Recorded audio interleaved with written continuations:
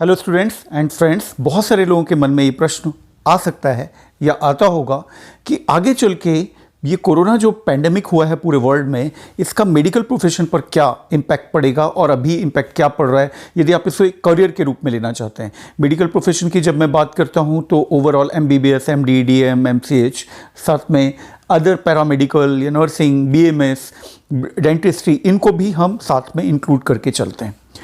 तो इसके पहले मैं इंट्रोड्यूस कर दूं खुद को। मैं डॉक्टर अव्यक्त अग्रवाल हूं। मैं एक सीनियर पीडियाट्रिक कंसल्टेंट हूं और head of the department medical college Jabalpur में हूं।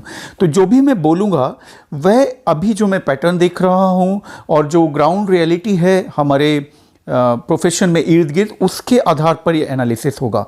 क्योंकि ये भविष्य है तो मैं बिल्कुल गारंटी से तो नहीं बोल सकता, लेकिन एनालिसिस आप सुनिए और पूरा सुनिए और उसको समझिए, जिससे कि आपको आगे चलकर फ़ायदा मिले इस बात का कि आप क्या निर्णय लेने वाले हैं।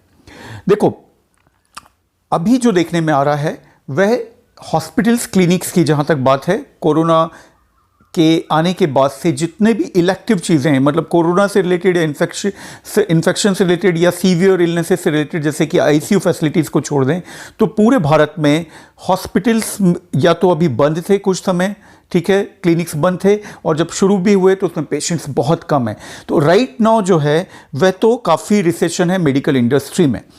इसके बाद ये सब खत्म हो जाएगा लॉकडाउन, लेकिन कोरोना रहेगा। कोरोना अभी साल 2 साल तक ऐसा लगता है कि बीच बीच में परेशान करेगा, साथ में हमें सोशल डिस्टेंसिंग वगैरह के नॉर्म्स को पूरा करना है। तो इस वजह से जो डर है पब्लिक में, और छोटी इलनेसेस के लिए वो क्लिनिक्स पर नहीं आएंगे, तो इससे क्लिनिक्स वगैरह की जो ओवरऑल एक करियर के रूप में यदि देखें, हम अर्निंग देखें, वहाँ के एम्प्लॉयमेंट देखें कितने जनरेट हो रहे हैं, तो वो कम रहेगा अभी साल 2 साल, ऐसा लगता है। अब इसके कुछ लॉन्ग टर्म इम्पैक्ट भी हैं इस पैंडेमिक के, जो कि जिनमें कुछ अच्छी बातें हैं और कुछ खराब बातें करियर के पॉइंट ऑफ व्यू से। लॉन्ग टर्म इम्पैक्ट ये हैं कि पूरी दुनिया में, भारत में भी, पाकिस्तान में भी, अमेरिका में भी, चाइना में भी, सब जगह सरकारों को समझ आया है कि हम अपनी GDP का अधिक खर्च करें स्वास्थ्य पर। हम अचानक से जब आग लगी तब कुआं खोदने लगे, सब लोग हॉस्पिटल्स बनाने लगे, आइसोलेशन क्वारंटाइन सेंटर्स बनाने लगे। इसकी तैयारी हमारे पास पहले से हो, तो पहले से यदि होगी तो हम उससे बेहतर फाइट कर पाएंगे। जैसे कि हमारा जो केरल देखें भारत में, वहाँ स्वास्थ्य आंकड़े कहीं बेहतर थे दूसरे राज्यों से देश के, तो वो जल्दी ही उसको कंट्रोल कर पाए, क्योंकि उनका जो ओवरऑल पब्लिक हेल्थ सिस्टम था वो पहले से बेहतर था। तो भारत में और साथ में पूरे विश्व में इस पर ज़्यादा खर्च करेंगी गवर्नमेंट, ज़्यादा संख्या में हॉस्पिटल्स बनेंगे, medical colleges, nursing colleges, so that ये होगा कि जो लोग इस प्रोफेशन में आना चाहते हैं उनको आना कहीं बेहतर ईजी होता जाएगा अगले समझो 3 साल से 5 साल के टाइम फ्रेम में, क्योंकि सीट्स काफ़ी बढ़ा दी जाएंगी, मुझे ऐसा लगता है, जिससे कि हम इस तरह के पैंडेमिक्स को फाइट कर सकें। ठीक है, तो एक तो ये है कि आसान एंट्री होगी, लेकिन जब भी ऐसा होता है कि जहां आसान एंट्री होती है वहां पर दूसरा उसका एस्पेक्ट होता है कि सैचुरेशन बहुत बढ़ने लगता है। सैचुरेशन बढ़ता है तो जो पीक अर्निंग, पीक प्लेसमेंट्स में पहुंचने की जो संभावना होती है किसी की भी, वो कम होने लगती है। ठीक है, तो सैचुरेशन में आपको फाइट करने की ज़रूरत होगी। आपको ऐसी ब्रांचेस जो कि थोड़ी सी कम सैचुरेटेड उस वक्त देखकर वो चुननी होंगी मेडिकल प्रोफेशन में। जब बहुत सारे लोग होते हैं तो सैलरी पर भी इम्पैक्ट पड़ता है, क्योंकि बहुत सारे लोग अवेलेबल हो जाते हैं। तो रिलेटिवली ये रहेगा कि सैचुरेशन बढ़ेगा, और लेकिन साथ में एंट्री में भी एडवांटेजेस मिलेगा। ऑनलाइन पोर्टल्स जो होते हैं हेल्थ से रिलेटेड, जो कंसल्टेशन से रिलेटेड, इनको अभी लीगल परमिशन तो नहीं है, लेकिन इवेंचुअली मुझे लगता है कि इसमें मिल सकती है इस तरह के माहौल में, जिससे कि ऑनलाइन कंसल्टेशन ईजी होने लगे। इससे ये होगा कि बहुत सारे नए स्टार्टअप्स को मौका मिलेगा, और साथ में जो है आप देखिए कि कुछ सिनेमा हॉल पर कितना बुरा इम्पैक्ट पड़ेगा। नेटफ्लिक्स वगैरह और जो अमेजन प्राइम है, इस पर कितनी मूवी लोग देखने लगे हैं। ठीक है, तो कुछ प्रोफेशंस को बहुत फ़ायदा होने वाला है, कुछ को नुकसान। तो इसी तरह से यदि इसमें ऑनलाइन परमिशंस मिलती हैं गवर्नमेंट से, तो ऑनलाइन के जो स्टार्टअप्स हैं उनको फ़ायदा मिलेगा। छोटे हॉस्पिटल्स और छोटे क्लिनिक्स आगे चलकर काफ़ी नुकसान में रहने वाले हैं, क्योंकि जो पूरा नॉर्म्स हैं वायरसेस से लड़ने के लिए, उनको पूरा करना आसान नहीं होगा। उनके जो रूल्स रेगुलेशंस हैं छोटे क्लिनिक्स और हॉस्पिटल्स के लिए, और बड़े हॉस्पिटल्स के लिए ये आसान होगा। कॉरपोरेट्स के लिए आसान होगा, तो धीरे धीरे हेल्थ एम्प्लॉयज़ सेल्फ एम्प्लॉयड की जगह इंजीनियर जैसे कॉरपोरेट वगैरह में ज़्यादा जॉब करने लगेंगे। गवर्नमेंट मेडिकल कॉलेजेस वगैरह भी रहेंगे, वहाँ भी जॉब रहेंगे उनके लिए। जो बाकी इंफ्रास्ट्रक्चर है पब्लिक हेल्थ का, सेंट्रल गवर्नमेंट का, स्टेट गवर्नमेंट का, वो तो रहेगा, लेकिन प्राइवेट सेक्टर का जो प्लेसमेंट है वह छोटे क्लिनिक्स, छोटे हॉस्पिटल से निकलकर कॉरपोरेट्स के आपको एम्प्लॉय बनाना शुरू होगा। हो सकता है सैलरी अच्छी हो, लेकिन सेल्फ एम्प्लॉयमेंट का मज़ा कम होगा। तो ये 3-4 चीज़ें मुझे लॉन्ग टर्म में लगती हैं ओवरऑल। लेकिन बावजूद इन सब के, ये क्योंकि एवरग्रीन प्रोफेशन है, तो बाकी प्रोफेशंस में बहुत बुरा जहाँ इम्पैक्ट पड़ सकता है, इसमें बहुत ज़्यादा प्रभाव नहीं पड़ेगा। धीरे धीरे धीरे रिकवर होता जाएंगी चीज़ें। जो लग्जरी ट्रीटमेंट होता है, जो इलेक्टिव ट्रीटमेंट होता है, जैसे कि कॉस्मेटिक, है ना, ये सब चीज़ें कुछ समय के लिए ठंडे बस्ते में रहेंगी। कुछ समय प्रिडिक्ट नहीं किया सकता, हो सकता है साल 2 साल, इनमें जो है लोग कम खर्च करेंगे। उसकी वजह ये भी होगी कि इकोनॉमिक जो है पूरे विश्व में स्लो डाउन हो रही है और इसके बाद होने जा रही है, ऐसा इकोनॉमिस्ट कहते हैं। तो लोगों के पास पैसे नहीं होंगे, तो ऐसी चीज़ों में जो कि कम ज़रूरी हैं हेल्थ के लिए, लोग उनमें कम खर्च करेंगे, महंगे वैक्सीन्स कम लगवाएंगे। ये सब भी पॉसिबिलिटीज़ हैं। तो ये था छोटा सा एनालिसिस। अब इस प्रोफेशन में आना है या नहीं आना, क्या इस पेंडेमिक को ध्यान में रख के आपको सोचना है, तो मैं कहूँगा नहीं। आप ये सब फ्यूचर के प्रिडिक्शंस हैं, आपका खुद को देखना है आप कितने पैशनेट हैं इस प्रोफेशन में आने के लिए, कितना आपको दूसरों को हील करना अच्छा लगता है, कितना आपको साइंस से प्यार है, साइंटिफिक मेथड से प्यार है। साइंस अच्छा लगता है आपको और हील करना अच्छा लगता है, तो स्टिल इस प्रोफेशन में आपको आना चाहिए। अब एक और बात कि रिस्पेक्ट पर क्या प्रभाव पड़ेगा।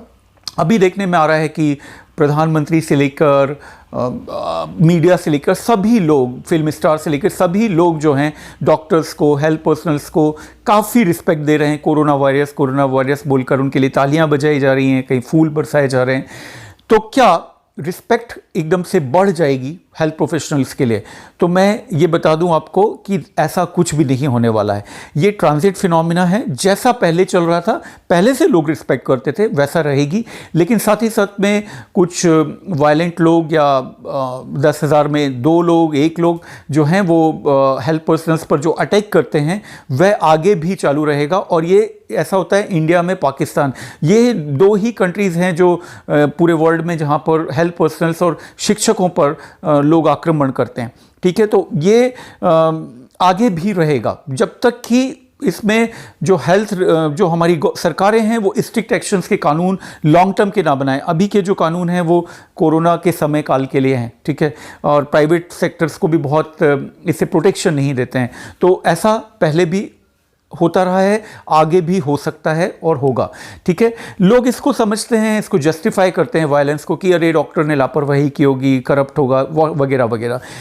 करप्शन और लापरवाही के लिए बहुत सारे दूसरे प्लेटफॉर्म हैं जहां पर कंप्लेन की जा सकती है। वायलेंस जो है वो अपने आप में एक अपराध है, और जब आप वायलेंस करते हैं तो आपका ये परसेप्शन है कि उसने लापरवाही की, एक्चुअली ये पता नहीं है किसी को भी कि उसने, डॉक्टर ने लापरवाही की या वो उसने कोई करप्शन किया या नहीं किया, लेकिन आपने अपराध कर दिया, ये श्योर है। तो ये जो टेंडेंसी है ये किसी गलती डॉक्टर की या लापरवाही या करप्शन की वजह से नहीं है। ये गलती मात्र बात इस वजह से है कि हम में से कुछ लोगों में मॉब मेंटेलिटी होती है, और जहाँ भी सॉफ्ट टारगेट्स दिखते हैं वहाँ पर हम उन पर हमला करते हैं। तो ये आगे भी रहेगा। तो ये थी बात इस प्रोफेशन में आपको आना है नहीं आना, उस बात को समझने के लिए। तो मैं तो ये कहूँगा कि आउटर मटेरियलिस्टिक गेन का बहुत सोचकर मत आइए इस प्रोफेशन में। ये देखिए कि आपको साइंस अच्छा लगता है कि नहीं, हील करना अच्छा लगता है कि नहीं। कुछ अच्छी बातें इस प्रोफेशन में वह है कि इसमें सुकून है, ठीक है, इसमें ब्रांचेस बहुत सारी अलग अलग होने की वजह से आप अपने पर्सनैलिटी के हिसाब से, व्यक्तित्व के हिसाब से इस डर्मेटोलॉजी जैसी कूल ब्रांच से लेकर सर्जरी और गायनेकोलॉजी जैसे डायनेमिक और रिस्की ब्रांचेस ले सकते हैं। पीडियाट्रिक्स मेरी ब्रांच है, वो ले सकते हैं। तो अपने अपने व्यक्तित्व के हिसाब से ब्रांचेस चुन सकते हैं, अपनी मनपसंद जगह पर रह सकते हैं, एक छोटे गाँव से लेकर अमेरिका तक जा सकते हैं। तो ये कुछ प्रोफेशंस के इसमें फ़ायदे हैं। दूसरों को हील करते हैं आप, तो दूसरों के दिल में जगह बनाते हैं। मोहल्ले वगैरह के आप एक छोटे मोटे स्टार होते हैं, ठीक है। फाइनेंशियली बहुत ही सिक्योर फील्ड है। यदि आप मेडिकल से रिलेटेड प्रोफेशन में आते हैं तो खासकर एमबीबीएस के बाद की जो फील्ड्स हैं फाइनेंशियली बहुत हद तक सिक्योर हैं इन कंपैरिजन टू बाकी प्रोफेशन जिसमें उतार चढ़ाव बहुत ज़्यादा होते हैं। ये रिलेटिवली एवरग्रीन है, एक सर्वाइवल के लायक अर्निंग हमेशा आपकी होती रहती है। तो ये थी बातें फ़ायदे वाली। और एक ही डिसएडवांटेज मुझे लॉन्ग टर्म डिसएडवांटेज जो इस प्रोफेशन का दिखता है वह ये कि एक टनल है जिसमें कि मैं अपने बच्चे को ये बोलता हूँ कि ये टनल है, इस टनल में यदि आप एक बार एंटर कर जाते हो तो दूसरी ओर रोशनी की ओर पहुँचने के लिए आपको उस टनल के थ्रू ही जाना पड़ेगा।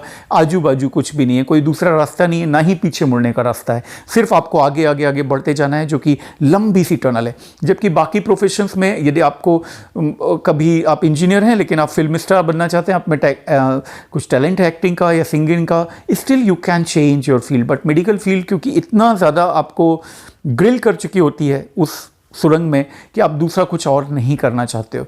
तो ये थी बात इस प्रोफेशन के बारे में कोरोना से रिलेटेड। उम्मीद करता हूँ ये आपको मदद मिलेगी और पसंद आई होगी। बताना, फीडबैक लिखना। Thank you.